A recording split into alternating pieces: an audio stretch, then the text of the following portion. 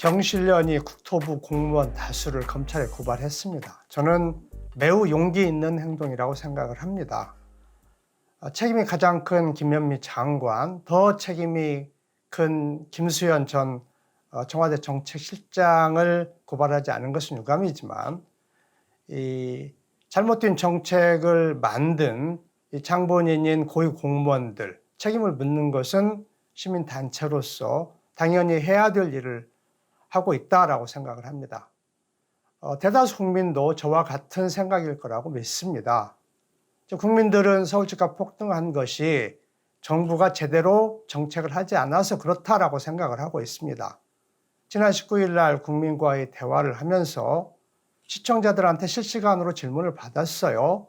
그 질문 1위가 집값은 이미 오를 대로 올랐는데 정부는 관망하나요? 였습니다.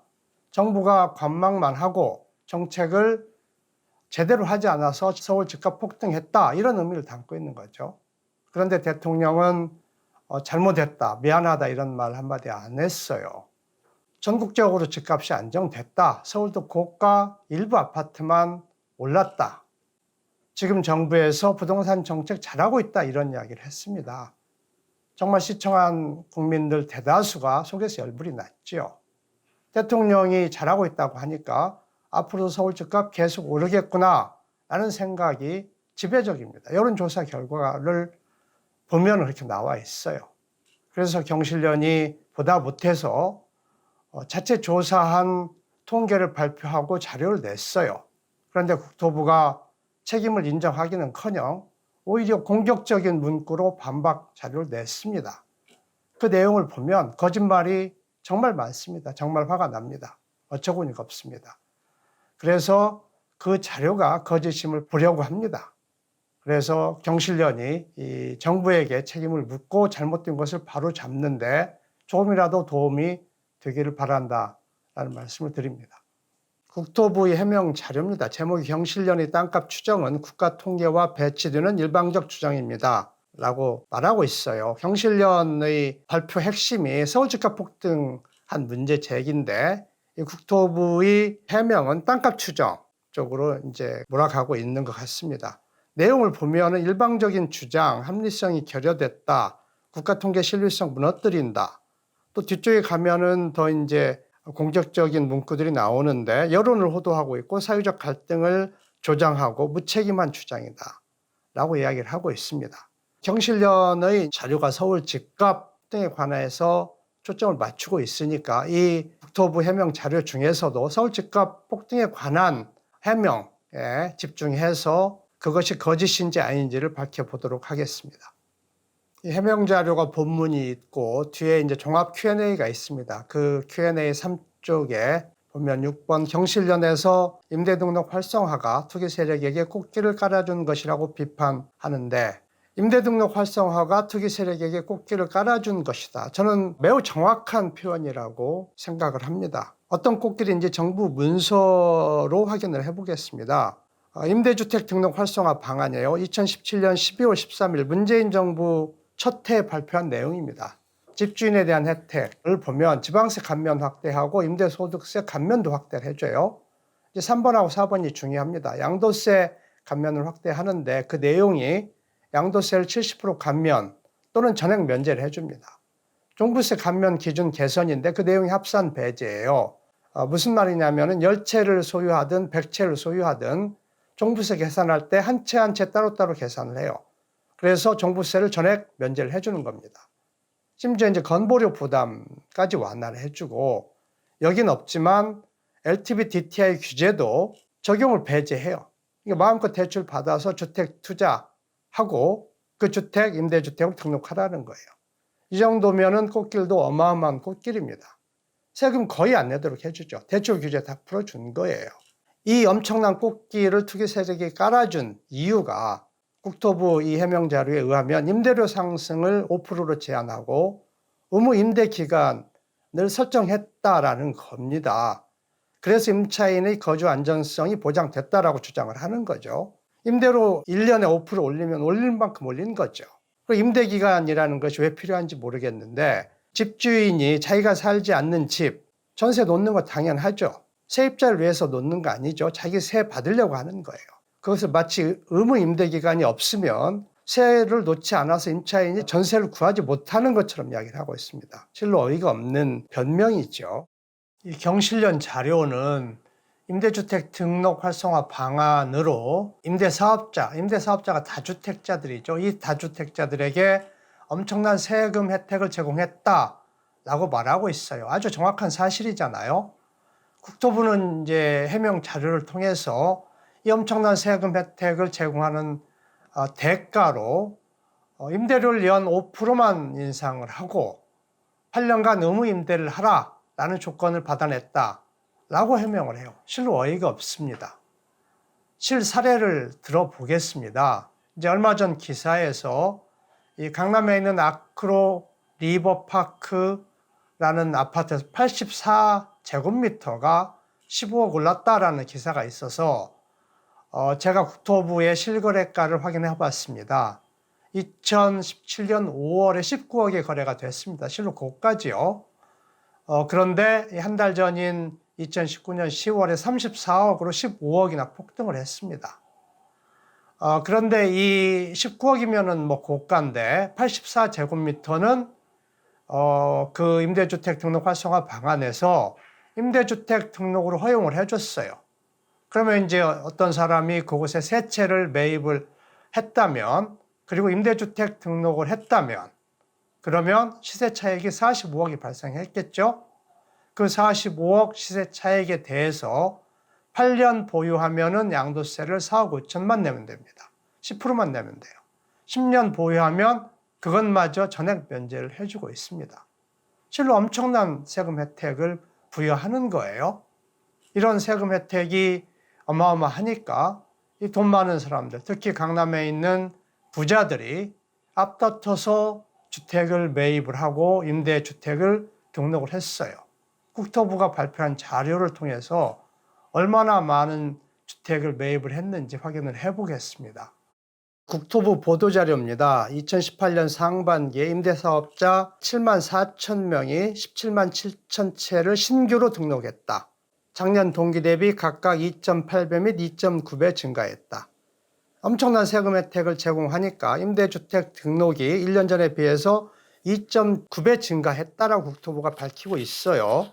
사쪽을 보면은 이 지역별로 상반기 중 등록된 17만 7천 채 중에 서울이 6만 6천 채, 37.3%에 달합니다. 상반기 중 6만 6천 채가 서울에서 임대주택 등록이 됐는데 2018년 전체로는 약 14만 채 등록한 걸로 추정이 돼요. 근데 이 14만 채 중에서 기존에 보유하던 주택을 매도하지 않고 임대주택 등록으로 한 경우도 있을 거고 신규 매입한 경우도 있겠죠. 약 절반이다라고 추정을 하면 7만 채를 임대주택 등록을 위해서 2018년에 신규 매입한 거예요. 그런데 2018년 신규 공급이 통계청의 2018년 주택 소유 통계를 보면 18,000채입니다. 이게 신규로 주택이 나온 것이 18,000채인데 이 임대주택 등록 위해서 매입한 것만 약 7만 채. 여기 이제 실수요자 주택 매입은 포함하지 않은 거잖아요. 지금 3배, 4배입니다. 서울 집값이 폭등하지 않을래야 폭등하지 않을 수 없는 상황이었어요. 매우 분명한 사실입니다. 임대주택 등록 수요 때문에 서울 집값이 폭등했다. 이건 아주 명백한 사실이에요. 또 이제 6쪽을 보면은 서울에서는 강남권, 서초, 강남, 송파, 강동이 등록 실적의 40.1%를 점유했다고 나옵니다. 이 사실 저는 이거 매우 눈여겨볼 대목이잖아요. 임대주택 매입이 서울에 집중이 됐는데 그 중에서도 강남에 집중이 된 거예요. 그러니까 서울 집값이 이것 때문에 폭등했는데 그 중에서도 강남에 집중이 됐으니까 강남 아파트 폭등한 것 가장 큰 원인이 이 임대사업자에 대한 세금 혜택 때문이다라고 이 자료에 나와 있어요. 그 뒤쪽을 보겠습니다. 국토교통부 관계자는 임대주택 등록 활성화 방안 발표 2017년 12월 정책 효과가 가시화되면서 2018년 상반기 중 임대사업자 등록이 급증하게 되었다고 밝혔어요. 자기들이 발표한 이 임대주택에 대한 엄청난 세금 혜택 때문에 엄청나게 많은 주택이 임대주택으로 등록했다라고 지금 자랑스럽게 발표를 하고 있는 겁니다. 이 서울 아파트 매매 가격 동향입니다. 한국감정원이 매주 발표를 하고 있는 통계입니다. 2017년 4월에 평균 매매 가격이 5억 7천이었는데 2019년 10월에 8억 1천만 원입니다. 이 문재인 정부 들어서 2억 4천만 원이나 올랐어요. 자, 이제 문재인 정부 출범 직후에 아파트 가격이 상승을 합니다. 그러다가 2017년 12월 이후에 수직 상승합니다. 정말 무섭게 폭등을 해요. 이 임대주택에 대한 세금 혜택 제공한 직후하고 맞물립니다. 시기적으로. 이게 이제 한국감정원 통계예요. 이 통계에 대해서 국토부가 또 어떤 이야기를 할지 궁금합니다. 자, 국토부의 해명 내용을 보겠습니다. 등록임대주택 세제 혜택은 대부분 수도권 6억, 지방 3억 원 주택으로 제한되어 있으므로 강남권 고가주택 상승과 관련은 높지 않음. 앞에서 봤지 않습니까? 강남 마크로 리버파크 84제곱미터가 2017년 5월에 19억, 엄청난 고가였어요. 그때 임대주택 등록 가능하도록 해줬어요. 강남 부자들이 많이 사서 주택 등록했겠죠. 34억으로 15억 시세 차익이 생겼어요. 그 양도세 거의 안 내도록 해주고 있잖아요. 그리고 국토부 자료에서 보면은 서울에서 강남권이 40.1%나 차지했어요. 그러니까 임대주택이 매입이 주로 강남 고가주택에 집중이 됐고 이 고가주택 상승이 가장 큰 원인이었다라는 것을 국토부 자료에서 확인을 할 수가 있습니다. 이제 그 위에 보면 일부 과도한 세제 혜택은 합리적으로 조정했다라고 이야기를 하고 있는데 이것도 거짓말입니다. 합리적으로 조정했다라면은 그 과도한 혜택을 폐지해야 되는 건데 그런데 2019년 이후에 매입한 주택만 일부 혜택을 취소했습니다. 2018년까지 등록한 임대주택이 전국에 136만 채입니다. 어마어마합니다. 서울이 약 50만 채가량으로 추정이 돼요. 이게 이제 서울 집값 폭등 원인이잖아요. 이 50만 채의 상당수가 매물로 나와야 서울 집값 하락하죠. 그런데 이 50만 채에 대해서는 이 엄청난 세금 혜택을 그대로 제공을 합니다. 손 하나 대지 않았어요. 서울 집값 하락을 기대할 수가 없어요. 그래놓고 합리적으로 조정했다라는 표현을 하고 있습니다. 경실련에서는 현 정부 출범 이후 서울 아파트 값이 평균 4억 원 상승하였다고 비판하였는데 라고 했고 여기에 대한 국토부의 해명을 보면 서울 주택가격 상승세는 뚜렷하게 둔화되고 있다. 과거 주택시장의 과열기의 상승폭에 비해 매우 낮은 수준이다라고 해명을 하고 있어요. 이게 이제 해명이라고 하고 있는데 서울 집값이 안정됐다라는 거잖아요. 대통령이 그 국민과의 대화에서 했던 말 그대로입니다. 그 정부가 잘하고 있다는 거예요. 그러니까 앞으로 서울 집값 하락시킬 어떤 별도의 정책이나 조치를 취할 필요가 없다라는 이야기입니다. 대단히 절망을 하게 하고 분노를 하게 하는 해명 자료입니다. 이 국토부의 해명 자료 중에서 서울 집값 관련된 이 두 가지만 살펴봤는데 사실하고 완전히 다른 거짓 해명임이 밝혀졌습니다. 저는 이제 경실련이 그런 국토부 행태에 대해서 책임을 묻고 법적 책임까지 묻는 것에 대해서 매우 용기 있는 행동이다라고 생각을 하고 힘찬 응원을 보내고 싶습니다. 대다수 국민이 저와 같은 심정일 거라고 생각을 합니다.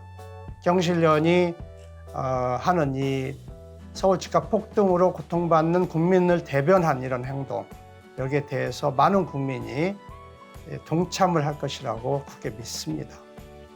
저희 방송 내용에 공감을 하시면 구독을 꼭 눌러주시길 부탁드립니다.